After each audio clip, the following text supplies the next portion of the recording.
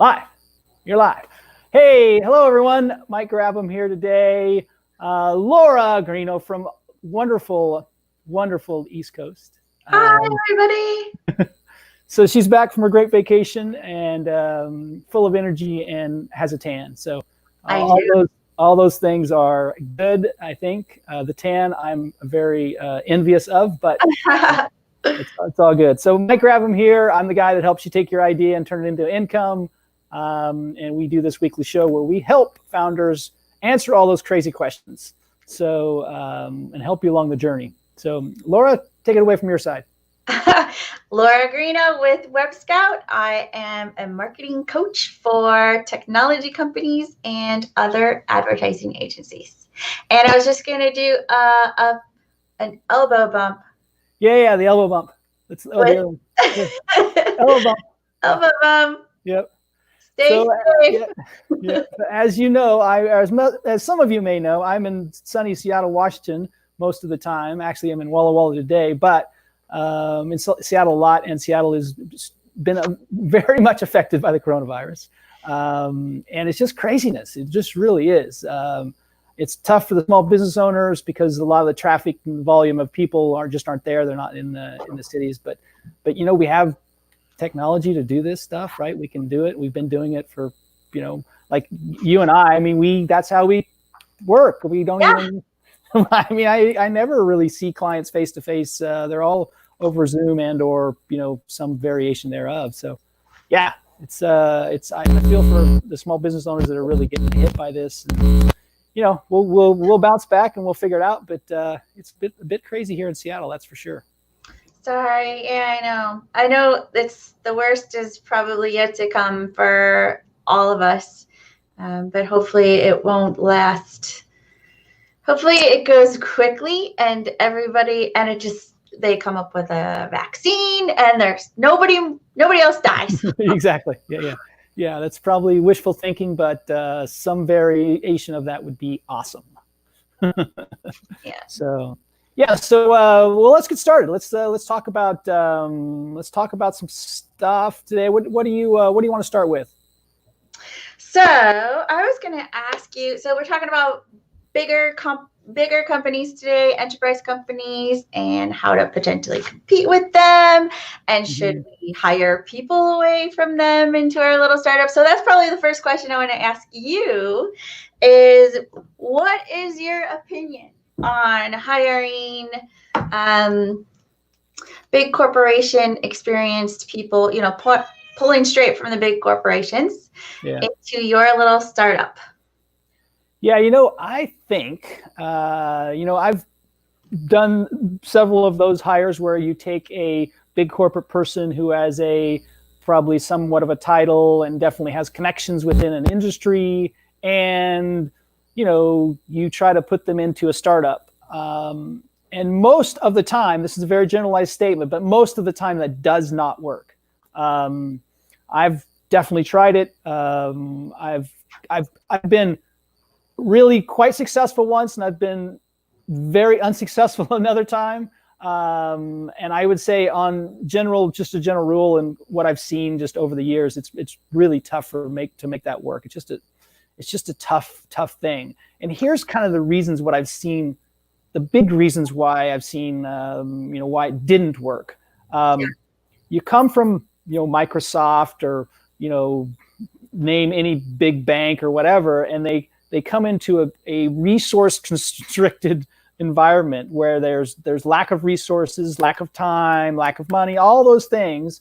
And what the biggest thing I think what the person needs to make the adjustment from the big corporate person is when they make a phone call or send an email to someone, no one knows who they are. Like they don't know anything about this company. Like this company's, you know, this startup has never been heard of. So there's that brand recognition that you get from being in a big company, and it doesn't exist in these small companies. It just does not exist. So now, granted, you still have it within your network of people, right? Your friends, the people that know your associates. But when you're trying to do outreach outside of your own network, you basically have no clout, and that's really hard to get used to for some people.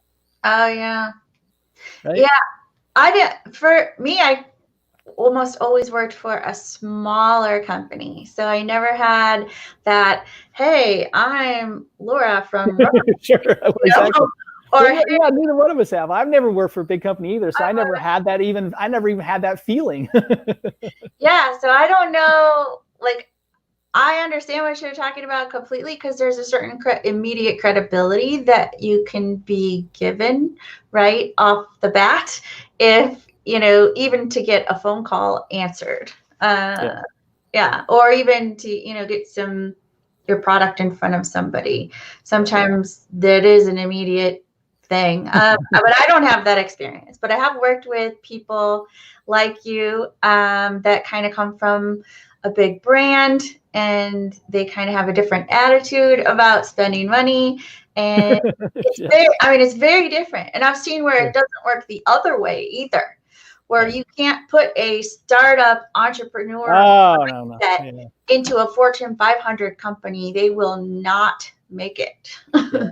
They will Most of the time, it's so rare for that person. Like think about yourself, Laura. Like jumping into some Fortune 500 company. You and I have never like worked where I had to deal with bureaucracy, right? We just never. I've never had to deal with it. It's never been a part of any organization I've been at. I mean, a little bit. I've been in some little larger organizations, but it was just such a minor stuff that it really wasn't a big deal. Where in that world, I mean, there's politics. Yeah. So I have dealt with that because I have worked with large banks, Sure. large Fortune 10, Fortune 20, Fortune 50 companies, as a consultant and as an actual business development person selling into those companies. So going through the whole, committee decision making, I have done that before. A bit experienced, and I know that I would just get completely frustrated. I would be a terrible team player. I would be a terrible team player. I would, if I didn't agree with the decision that the company made, or if I felt like it was less than the best we could do, I would have a difficult time doing it. And I have experienced that before. And I've point blank told bosses, I won't do it that way. You can fire me. I'm okay with that. I have. And I'm a little bit of rebellious in that way, but it's always to the betterment of the company and to the betterment for the customer. Yeah. So from the customer's eyes is usually how I look at things. So long-term benefit for the company. But I've seen those fail miserably both ways. Some of those, if you're bringing one into a startup, you just have to be so cute. You have to be so sure that they're ready to take a pay cut and comfortable and happy. They have to be happy with it. Not like, I guess I could do it. Yeah. They have to be all excited about taking a pay cut. They have to understand that they're going to have to be completely hands-on. They're not going to have an assistant. They're not going to have, a bunch of employees under them who they can tell what to do, when and where and how, and just kind of oversee everything. They have to do the hard work and wear a lot of different hats and get the coffee for the people and the water and clean up after lunch. And they have to do those things because it is just a small business company, and everybody just pitches in just like a house, right? Yeah. It's like in your house, you don't get to eat if you don't clean up. Yeah. No, all those things are so true. And that's the tough part for some people to make that transition, coming from, larger companies, because they just don't have those things. And some people it's hard for them to think that way because they're maybe doing it for 15 years or something. I mean, part of also is when you're looking for that person, like that, that person that works, whatever, let's just say you don't know where they work, but you have an idea of all these skills that this person needs. I mean, the thing that you have to understand when you're looking at these the bigger corporate people who've been around a while in an industry is they may have done it 10 years ago. but it's not what they do now. So you can't equate what they did 10 years ago to what you need them to do today. Because in most startups, like if it's a VP of sales or something, they need to be able to build a process as well as sell. Like they just can't just sell. They got to build, and there's all these things they have to do as part of their requirements. So like they've forgotten how to build process, or maybe they've forgotten how to sell. I mean, you just got to have an understanding of what those skills that you really need, and can they do all of them? Because you got to be more of a generalist at that startup level, right? And willing to learn on the spot, to learn fast. Learn fast and fail fast. Yeah, learn fast and learn what you need, just what you need, not like don't get buried in something and go into the deep details about something. I think that's what I call it is just-in-time learning. You learn just what you need. right? Yeah, I love that. I love that. And also kind of on the process side, not overthinking or overdoing process for a small company. Yes. Or over measuring or over managing or over over communicating. I've even seen, because when you come from a large company, you have to put together, you have to communicate on a regular weekly basis, sometimes daily basis, and sometimes that communication has to be in writing. Has to be some PowerPoint presentation crap that, none of those guys want to put together to communicate to the rest of the company what they're doing instead of just doing it, right? And then here's the results, guys. You don't want that person to come to a small company and say, oh, I'm going to spend 3 hours doing a PowerPoint presentation to talk to my team of 2. Exactly. About what we're going to do and how. It's a waste. Yeah, there's all these subtle things that you forget that are important because you are in it. Like if you're the CEO, that's just how you act. That's how you react. That's how you do your thing. And then you're talking to this person who doesn't think necessarily that way, and you forget about all these subtle things, like just what you said, just a simple like create a PowerPoint to just like, you may not need to do that. You may just sit down with people over Zoom or in person, right?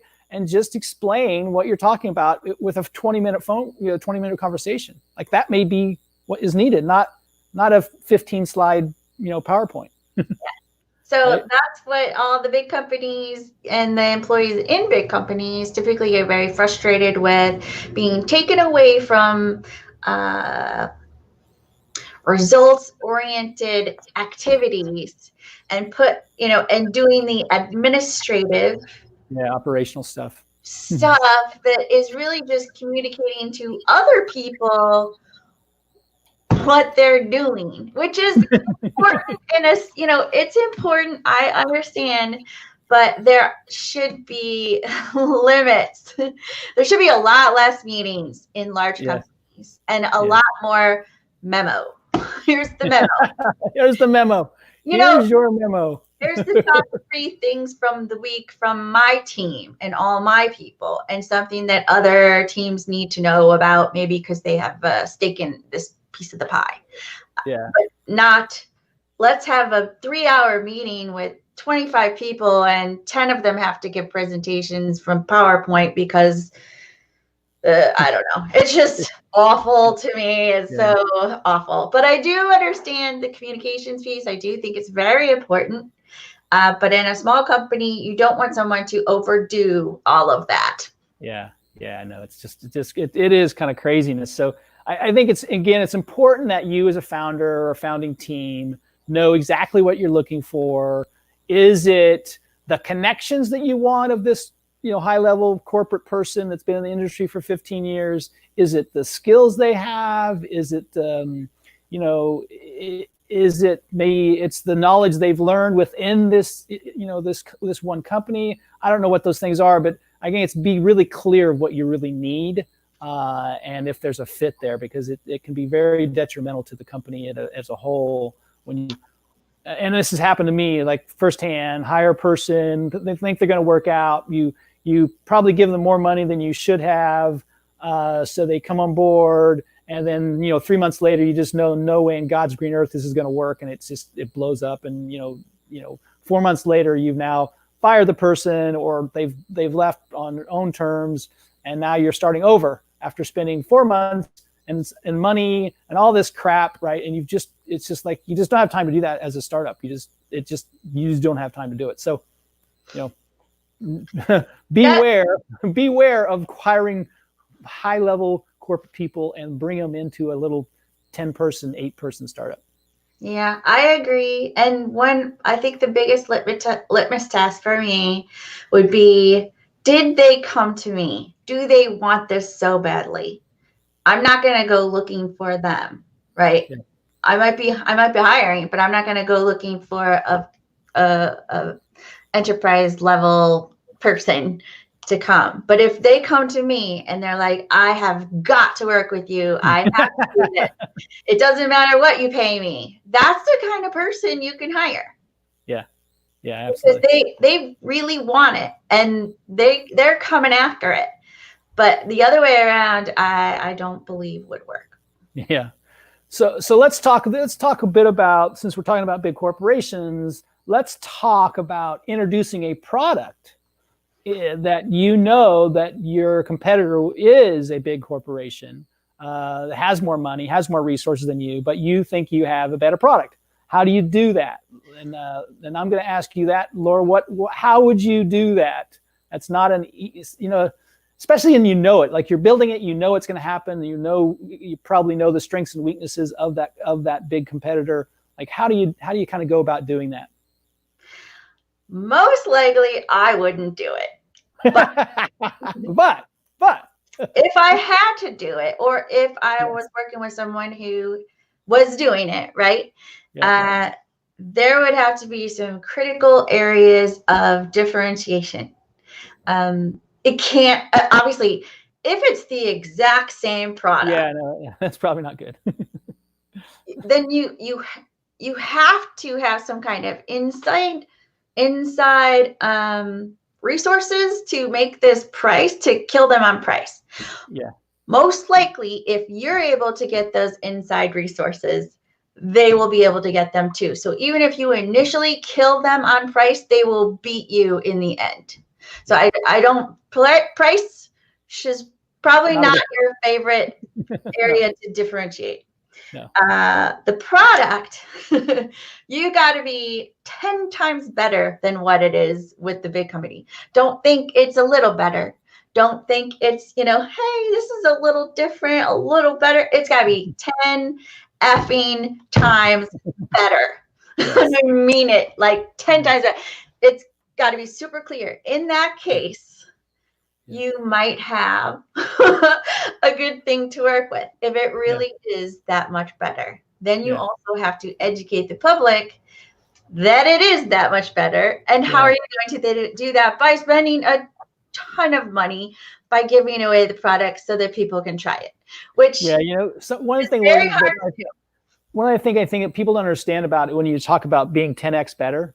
What I think a lot of people don't understand is, why does it need to be 10x better? And one of the reasons why, well, several reasons, but one of the reasons why it needs to be 10x better is because no one knows who the heck you are, as a startup. Where this big company has all this brand recognition, right? And they've been in the market for a year, or 2 years, or 5 years, or whatever. So they have all this brand. So they're a trusted brand. You are a startup that no one knows anything about. So you have to come up with so much more value so people will actually try your product. Yes, right? Value offering, value differentiation, quality differentiation. Yeah, has to be so big. Again, and then if another area you could maybe tweak a little is the market. If you're making the same exact product, how can you change which niche of this market is not being tapped by the larger company yet, because they haven't made a connection with that niche? So in your packaging and your communications, your copy, your text, in the way you message and communicate with the customer, you're going to have to pick this one niche that they didn't go after, or this larger, maybe it's a completely different, maybe it's, Spanish speaking, maybe who knows, but they haven't gone after it. They haven't tapped it. You're going to go get it, and you're going to build your product around them specifically. Yeah. And that's probably those are the only ways I would ever even think about going after or building something different.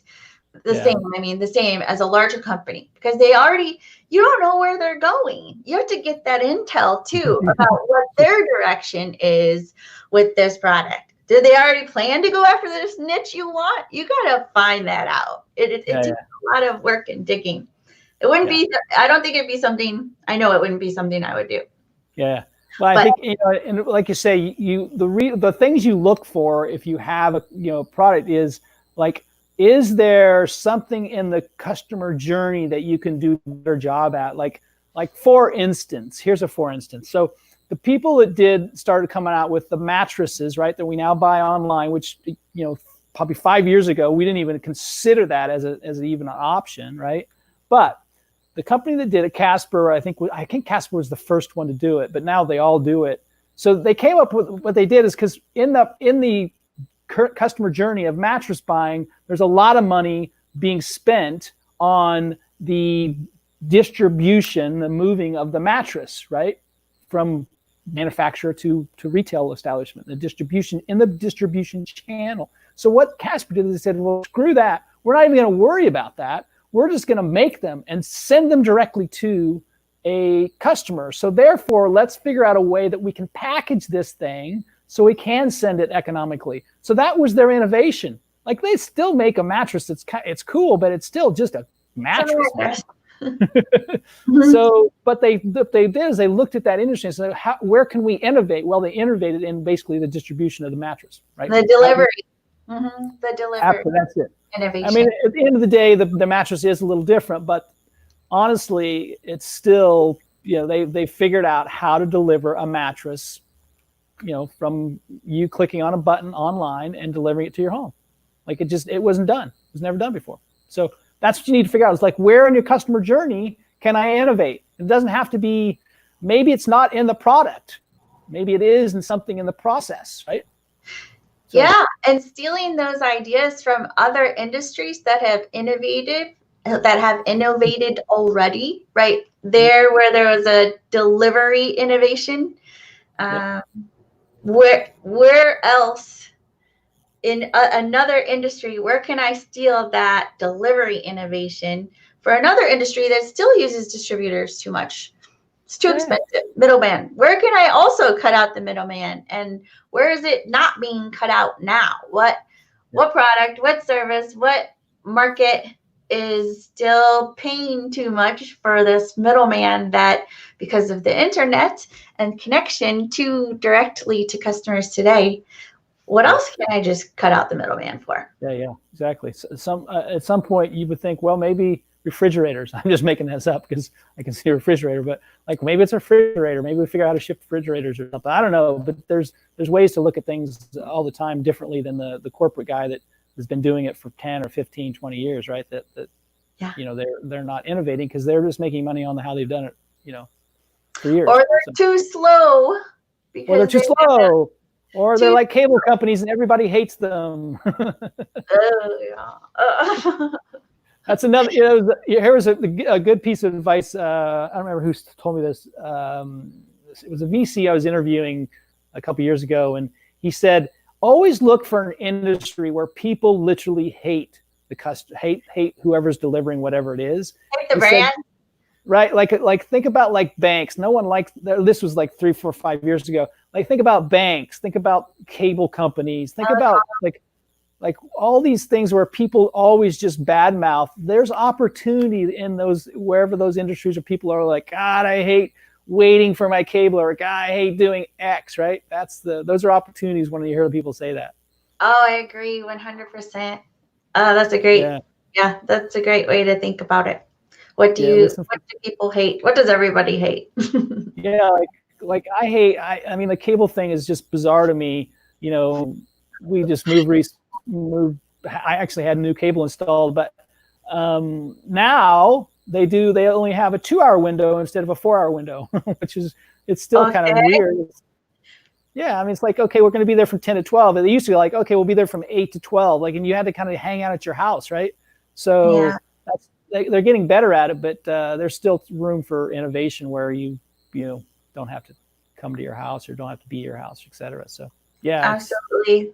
There is a ton of innovation in finance that's really exciting to me. Well, you're in the heart of it, right? You're all banks. You're surrounded by banks. You are. Banking capital of this side of the country for sure. Yeah, absolutely. Well, so anything else we need to add today, Laura? What's else? Anything else in your mind that you want to share? No, I'm just feeling sad about everything that's happening, and I mean, I don't think about it all the time, right? But sure. I'm feeling sad when I do think about it and where you are and how heavy it is on people's minds, and especially for small businesses like we were talking about earlier. How is this all going to trickle down in the economy, and what is that going to look like for small businesses and people and startups today who don't know what's in store for the next while, right? Yeah. And could it make or break what they're trying to do right now? Do they have to delay things? Are they going to have to put a plan in place for having all of their employees all of a sudden go remote, and preparedness for if this does happen, what needs to change in my business because of it? So those things make me feeling kind of sad about them, but also just hoping people are thinking ahead and preparing. And we've been through a recession before too, so all of this, just keep things in mind and everything we learned from the last time. Yeah, absolutely. Yeah, it's going to be well, we have to change our the way we interact, the way we kind of move around. So it's a tough change for all of us. So yeah, it'll be interesting to say the least. Looks like my cable is now it's funny. I was talking about the cable, and now my screen is now I'm all fuzzy on my screen. You're a little pixelated there. Yeah, so that's just my internet. All it is my internet connection, right? That's all it is, just my internet connection. Oh man. So, okay, well, that's all we got today. So thanks for watching. We'll be here next Wednesday at the same time, same bat channel. Until then, take care. Have an amazing day. Laura, you can take us off here. Yes. Okay. Thank you for watching, and send us your questions for next week, 3 p.m. Eastern, 12 noon Pacific time. Be safe. Awesome.